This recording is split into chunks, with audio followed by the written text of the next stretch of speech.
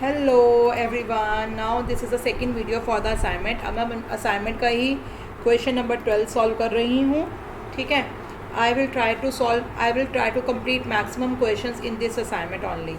Gautam, Yashika, Ashma partners है जिनका ratio 4/9, 1/3 and 2/9। आपको पता है जब भी फ्रैक्शन में दिया होता है तो पहले मैं इसको रेशियो की फॉर्म में कन्वर्ट करवाती हूँ। तो आपको मैंने बोला जब भी आपको फ्रैक्शन की फॉर्म में दिया सबसे पहले रेशियो की फॉर्म में कन्वर्ट कीजिए। 4/9, 1/3, 2/9। तो 9, 3 और 9 का एलसीएम लिया, 9 आ गया। 9 को 9 से डिवाइड किया, 1 को 4 से मल्टीप्लाई किया, 4। रेशो का रेशो 9 को 3 से डिवाइड किया, 3 को 1 से मल्टीप्लाई किया, 3। 9 को 9 से डिवाइड किया, 1 को 2 से मल्टीप्लाई किया, 2। तो हमारी रेशो आ गई 4:3:2। So this is our ratio, old profit sharing ratio, जो हमें फ्रैक्शन की फॉर्म में दी थी, हमने इसको रेशो की फॉर्म में कन्वर्ट कर लिया, 4:3:2। Now after this question is saying Yashika retires. Ratio क्या आती है दोबारा लिख देती हूँ यहाँ पर, 4:3:2। याशिका रिटायर्स, याशिका रिटायर हो रही है and gives 1/9 of her share to Gautam. और गौतम को अपना शेयर देके जा रही है 1/9 शेयर गौतम को देके जा रही है। रिमेनिंग टू आशमा, 1/9 शेयर वो गौतम को देके जा रही है। तो रिमेनिंग कितना होगा, 8/9 होगा। ये बात समझ में आई। अगर 1/9 वो आशमा गौतम को देके जा रही है तो बाकी का रिमेनिंग मतलब 8/9। एग्जाम्पल समझिए, अगर एग्जाम्पल देखिए, अगर वो 1/5 देके जा रही होती तो रिमेनिंग होता 4/5। ठीक है ना, ये आपको पता लग गया। 1/5 अगर देके जा रही होती ए को तो बी को देके जाती 4/5। अगर उसको देके जाती 2/5 देती ए को तो 3/5। रिमेनिंग में क्या होता, 3/5। रिमेनिंग निकालने के लिए क्या करना है, डिनोमिनेटर में से डिनोमिनेटर माइनस कर दीजिए, 3 आ गया, 3/5 है ना। तो उसी तरीके से यहाँ पे 1/5 है तो रिमेनिंग कैसे निकलेगा, 4/5। रिमेनिंग कैसे निकलेगा, 4/5। 1/5 है तो रिमेनिंग निकलेगा 4/5। और यहाँ पे 1/9 है तो रिमेनिंग निकलेगा 8/9। ठीक है, तो 1/9 वो देके जा रही है गौतम को और 8/9 देके जा रही है आशमा को। हमारी यहाँ पे गेनिंग रेशो क्या है, 1:8। गेनिंग रेशो क्या है, 1:8। गेनिंग रेशो तो वैसे निकल गई। 1/9 वो गौतम को दे के जा रही है तो रिमेनिंग वो आशमा को दे के जा रही है। रिमेनिंग का मतलब है 8/9। तो रिमेनिंग रेशो 8/9 वो दे के जा रही है आशमा को, 1/9 गौतम को, 8/9 आशमा। तो गेनिंग रेशो हो गई 1:8। ये आपका निकल गया। अब देखिए हमें न्यू रेशो निकालनी है। न्यू रेशो कैसे निकालनी है, याशिका रिटायर हो रही है, याशिका का शेयर था 3/9। 3/9 का 1/9 मतलब 3/81।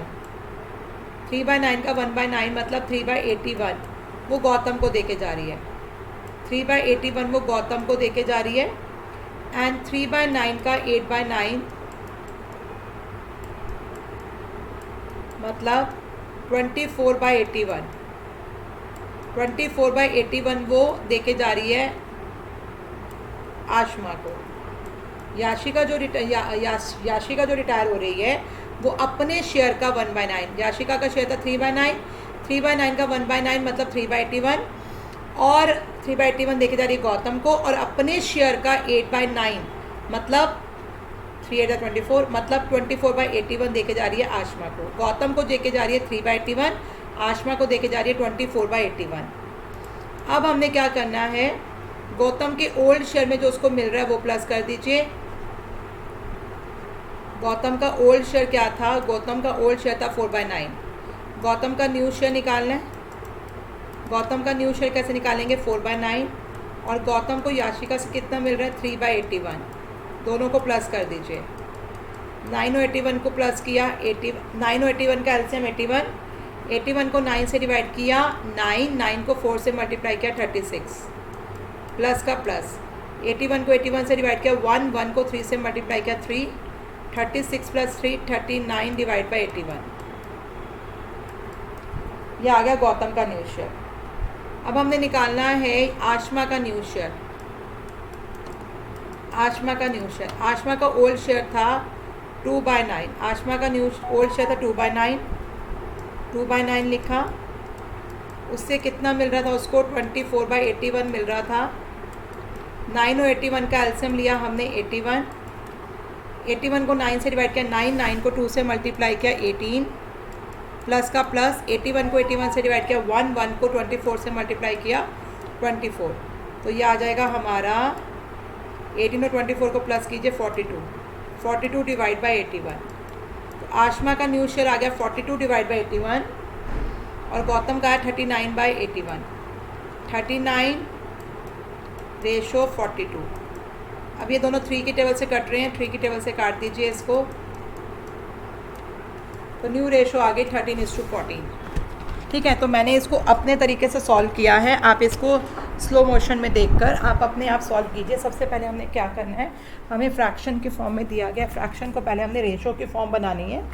रेशो की फॉर्म बनाने के बाद आप यहाँ पे देख रहे हैं राशि का रिटायर हो रही है। राशि का जब रिटायर हो रही है वो अपने शेयर का 1/9 किसको देके जा रही है? गौतम को। तो 1/9 गौतम को देके जा रही है, तो 8/9 किसको देके जा रही है? आशमा को। ठीक है जी, तो 1/9 और 8/9 का गेनिंग रेशो कितना बनता है? 1:8। 1/9 गौतम को, 8/9 आशमा को। तो गेनिंग रेशो हो गई हमारी, वो तो पता लग गया आपको, गेनिंग रेशो हो गई हमारी 1:8। अब देखना है, ये मैंने आपको पूरा एक्सप्लेन कर दिया। आप इसको पूरे को स्लो मोशन में देखकर इसको एक्सप्लेन कीजिए, इसको दोबारा से प्रैक्टिस कीजिए। ठीक है जी, अब हम इसका नेक्स्ट क्वेश्चंस करेंगे। Let me clear it. New ratio, ultimately new ratio हमारी कितनी निकली है? 13:14 है ना। That I have already solve. इस क्वेश्चन को दोबारा से आप देख के अपनी कॉपी में नोट ज़रूर कीजिएगा। मैंने अपने हिसाब से इसको सॉल्व करके दिया है, क्योंकि जो यहाँ पे सॉल्यूशन दिए इन्होंने शॉर्टकट मेथड्स फॉलो किए हैं। आप शॉर्टकट मेथड्स फॉलो मत करो, आप प्रॉपर तरीके से सॉल्व कीजिए। शॉर्टकट मेथड फॉलो करोगे तो आपकी कहीं ना कहीं कोई ना कोई मिस्टेक रह जाएगी। ठीक है बच्चे, नेक्स्ट देखते हैं। जनक, चमन एंड अनमोल 3 पार्टनर्स हैं जिनका रेशो 5:3:2। चमन रिटायर हो रहा है, जनक और अनमोल ने डिसाइड किया कि फ्यूचर रेशो होगी 5:3।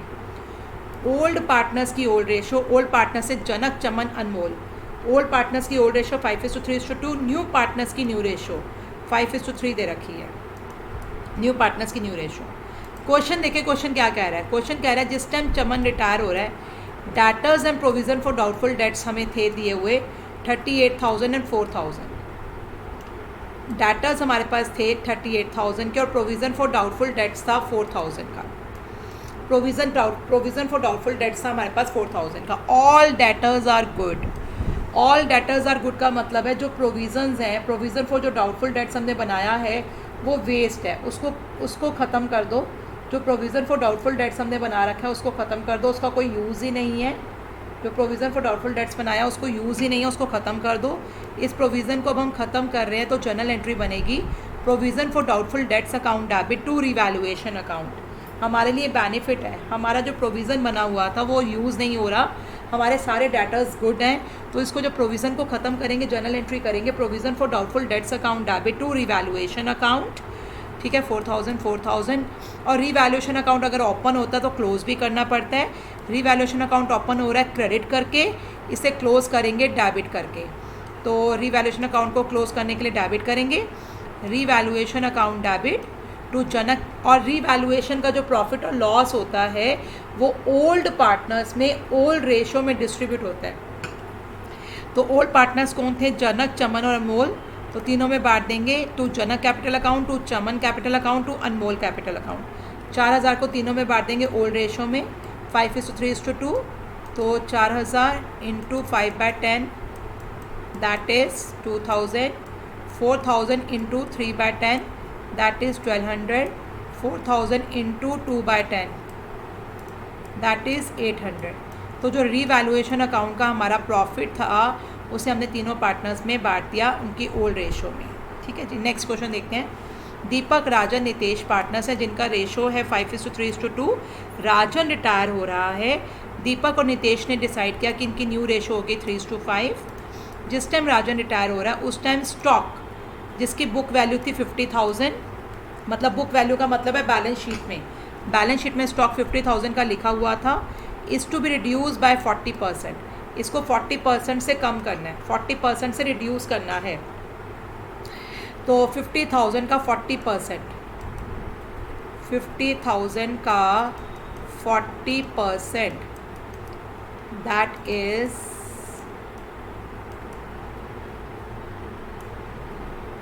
20,000। ठीक है, तो हमने फर्नीचर की वैल्यू कम करनी है 20,000 से। जर्नल एंट्री बनेगी revaluation account debit to stock account, sorry furniture stock की अकाउंट 20,000, स्टॉक की वैल्यू कम करनी है 20,000 से। जर्नल एंट्री बनेगी revaluation account debit to stock account 20,000। Next कह रहा है फर्नीचर बुक वैल्यू है 30,000 is to be reduced to 40%, reduced to 40%। तो 40% पर लेकर आना है हमने उसको, 40% पर लेकर आना है, रिड्यूस टू 40% पर लेकर आना है। तो कितना परसेंट रिड्यूस करना है? 60% रिड्यूस करना है। 40 ये तो था, 40% से रिड्यूस करना है, 40% उसकी वैल्यू कम करनी है। ये रिड्यूस टू नई वैल्यू होगी उसकी 40%। तो कितनी वैल्यू से कम हो रहा है वो? 60% से कम हो रहा है वो। 40% वैल्यू पर लेकर आना है तो 60% वैल्यू से वो कम हो रहा है। तो 30,000 का 60% कम करना है, क्योंकि नई वैल्यू उसकी 40% होगी, 60% से कम करना है उसे। 18,000 फर्नीचर को कितने से कम करना है? 18,000 से। To furniture 18,000। तो दोनों को कंबाइन एंट्री कर सकते हैं, क्योंकि स्टॉक को भी कम करना है, फर्नीचर को भी करना है, दोनों एसेट्स कम हो रही हैं। तो जर्नल एंट्री कंबाइन एंट्री कर लीजिए। Revaluation account debit to stock account 20,000, to furniture account 18,000। ठीक है ना, हमने 60% से कम किया। क्यों 60% से किया? क्योंकि फर्नीचर की नई वैल्यू 40% होगी। तो कितनी परसेंट वैल्यू कम हो रही है? 60%। तो रीवैल्यूएशन अकाउंट डेबिट होगा 38,000। तो ये हमारा लॉस है, क्योंकि रीवैल्यूएशन अकाउंट का डेबिट बैलेंस है, इसको ख़त्म भी करेंगे, क्रेडिट करके ख़त्म करेंगे टू रीवैल्यूएशन अकाउंट। ये जो रीवैल्यूएशन का लॉस है तीनों पार्टनर्स में बटेगा, दीपक, राजन और नितेश, तीनों पार्टनर्स में बटेगा। किस रेशो में? 5:3:2 की रेशो में। तो Deepak capital account debit, Rajan capital account debit, Nitesh capital account debit. 38,000 को मैंने इनकी ओल्ड प्रॉफिट शेयरिंग रेशो में बांटना है, दैट इज़ 5:3:2। 5/10 करेंगे 19,000 आ जाएगा, दीपक में लिख देंगे। 3/10 करेंगे तो 11,400 आ जाएगा, राजन में लिख देंगे। 2/10 करेंगे तो 7,600 आ जाएगा, जो नितेश में लिख देंगे। तो 38,000 का जो लॉस था, क्योंकि रीवैल्यूएशन अकाउंट डेबिट था, डेबिट बैलेंस था, इसको ख़त्म करने के लिए क्रेडिट किया और पार्टनर कैपिटल अकाउंट्स को डेबिट कर दिया। तीनों पार्टनर कैपिटल अकाउंट्स को डेबिट कर दिया, दीपक, राजन और नितेश को डेबिट कर दिया और इस लॉस को पार्टनर्स में बांट दिया। नेक्स्ट, XYZ पार्टनर्स हैं जिनका रेशियो 5:3:2। वाई रिटायर हो रहा है। जिस टाइम वाई रिटायर हो रहा है, एक्स और जेड की न्यू रेशियो है 3:5। जिस टाइम वाई रिटायर हो रहा है उनकी न्यू रेशियो दे दी एक्स और जेड की। जेड की रिटायरमेंट के टाइम इन्वेस्टमेंट्स हमारे पास 80,000 की इन्वेस्टमेंट्स थी, 80,000 की इन्वेस्टमेंट्स थी। Half of the investments were taken by the partners in their profit sharing ratio. जिस टाइम वाई रिटायर हो रहा है उस टाइम जो इन्वेस्टमेंट्स है 80,000, half of the investment, half investment मतलब 40,000 की इन्वेस्टमेंट, ये इन्वेस्टमेंट तीनों पार्टनर्स ले गए अपने घर अपनी प्रॉफिट शेयरिंग रेशो में। जो बाकी की इन्वेस्टमेंट्स बची उनकी वैल्यूएशन करवाई तो 50,000 उनकी वैल्यूएशन हुई। बाकी की इन्वेस्टमेंट्स कितनी है? 40,000, उसकी वैल्यूएशन करवाई तो उसकी वैल्यूएशन हुई 50,000 की। क्वेश्चन को दोबारा से पढ़ लीजिए एक बार ढंग से। 3 पार्टनर्स हैं XYZ, रेशियो है 5:3:2। वाई रिटायर हो रहा है, जिस टाइम वाई रिटायर हो रहा है एक्स और जेड की न्यू रेशो है 3:5। जो एक्स और जेड की न्यू रेशो 3:5। जेड के रिटायरमेंट के टाइम हमारे पास इन्वेस्टमेंट्स दे रखी थी 80,000 की। आधी इन्वेस्टमेंट्स पार्टनर्स अपने घर ले गए प्रॉफिट शेयरिंग रेशो में, जो उनकी रेशो थी उस रेशो में ले गए। बाकी की इन्वेस्टमेंट्स की जब वैल्यूएशन करवाई तो 50,000 उसकी वैल्यूएशन हुई। हमें जर्नल एंट्रीज करनी है। 80,000 की इन्वेस्टमेंट है, 40,000 की इन्वेस्टमेंट तो पार्टनर्स ले गए, बाकी की जो 40,000 की रिमेनिंग इन्वेस्टमेंट्स हैं उसकी वैल्यूएशन हुई तो 50,000 हुई। तो देखिए पहले हमने क्या करना है, 40,000 की इन्वेस्टमेंट को पार्टनर्स में बांटना है। ये जर्नल एंट्री होगी, X capital account debit, Y capital account debit, Z capital account debit to investments account. Investments हमारी एसेट्स होती हैं, एसेट्स को पार्टनर्स में बांटना है, और जब एसेट्स पार्टनर एसेट्स लेकर जाते हैं तो पार्टनर कैपिटल अकाउंट्स को डेबिट किया जाता है। यहाँ जनरल एंट्री होगी हमारी X capital account debit, Y capital account debit, Z capital account debit to investment account. तो 40,000 को हमने इनकी ओल्ड प्रॉफिट शेयरिंग रेशो में बांटना है टू इन्वेस्टमेंट्स अकाउंट। इन्वेस्टमेंट्स खत्म हो रही हैं, जा रही हैं, पार्टनर्स के पास जा रही हैं, तो 5/10। 40,000 टू 5/10 करेंगे 20,000 आएगा, एक्स में लिख देंगे। 40,000 इंटू 3/10 करेंगे तो 12,000 आएगा, वाई में लिख देंगे। 40,000 इंटू 2/10 करेंगे 8,000 आएगा, वो जेड में लिख देंगे। अब बाकी की जो इन्वेस्टमेंट्स बची थी हमारी 40,000 की, जो बाकी की इन्वेस्टमेंट्स बची थी, इसकी हमने जो वैल्यूएशन करवाई तो उसकी वैल्यूएशन 50,000, तो मतलब 10,000 से इन्वेस्टमेंट की वैल्यू बढ़ रही है। और जब एसेट इंक्रीज़ होते तो उसको रीवैल्यूएशन अकाउंट में लिखेंगे। जनरल एंट्री करेंगे investment account debit to revaluation account 10,000। Investment की वैल्यू 10,000 बढ़ रही है ना, तो जनरल एंट्री होगी investments account debit to revaluation account 10,000। और इसको अब हमने ये 10,000 का जो रीवैल्यूएशन का प्रॉफिट है, रीवैल्यूएशन का क्रेडिट बैलेंस है, इसे पार्टनर्स में बांटना है। पार्टनर्स में किस रेशो में बांटना है? उनकी ओल्ड प्रॉफिट शेयरिंग रेशो में बांटना है। General entry revaluation account debit to X capital account to Y capital account to Z capital account. 10,000 को ओल्ड पार्टनर्स में ओल्ड रेशो में बांट देना है। 5/10 करेंगे, आ जाएगा 5,000, एक्स में लिख देंगे। 3/10 करेंगे 3,000 आएगा, वाई में लिख देंगे। 2/10 करेंगे 10,000 इंटू 2/10 2,000 आएगा, जेड में लिख देंगे। रीवैल्यूएशन का क्रेडिट बैलेंस था, इसको ख़त्म करने के लिए डेबिट किया और रीवैल्यूएशन का प्रॉफिट पार्टनर्स में बांट दिया हमने ओल्ड प्रॉफिट शेयरिंग रेशो में। नेक्स्ट क्वेश्चन देखिए। श्याम, गगन, रमन 3 पार्टनर्स हैं जिनका प्रॉफिट शेयरिंग रेशो है इक्वल। गगन रिटायर हो रहा है 1 अप्रैल 2021 को। श्याम और रमन का न्यू रेशो है 3/5। ओल्ड रेशो था इनका 1:1:1। अब जिस टाइम गगन रिटायर हो रहा है, श्याम और रमन का न्यू रेशो है 3/5। गगन की रिटायरमेंट के टाइम अनअकाउंटेड एक्रूड इनकम होती है ड्यू बट नॉट रिसीव्ड। आपने कोई चीज़ कमाई थी, कोई आपने काम किया था, कोई कमीशन मिलनी थी आपको, वो कमीशन आपको नहीं मिली, उसे बोलते हैं एक्रूड। और वो अनअकाउंटेड है। अनअकाउंटेड का मतलब है आपने उसको अपनी बुक्स में नहीं लिखा हुआ। ये जो एक्रूड इनकम होती है इसे हम अपनी बैलेंस शीट में लिखते हैं एसेट साइड। तो ये हमारी एक्रूड इनकम है जो हमने लिखी नहीं हुई, अनअकाउंटेड है, बुक्स में नहीं लिखी, तो उसको लिखना है, हमारी एसेट है एक्रूड इनकम। तो इसको लिखेंगे accrued income account debit to revaluation account. A debtor whose dues of 20,000 were written off as bad debts at bad paid 15,000 in settlement। एक डेटर थे मेरे जो थे whose dues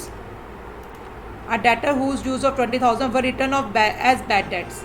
मेरे as were written off English थोड़ी सी ध्यान से देखिएगा। were written off पिछले टाइम में वो as a bad debt use हो गए थे, बैड डेट राइट ऑफ हो गए थे पिछले साल में।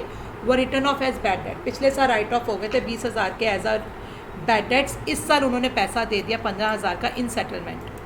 तो इसमें बेसिकली 2 जर्नल एंट्रीज होती हैं, bank account debit to bad debt recovered account and bad debt recovered account debit to revaluation account. तो कई बार इसको हम सिंगल जर्नल एंट्री भी कर देते हैं।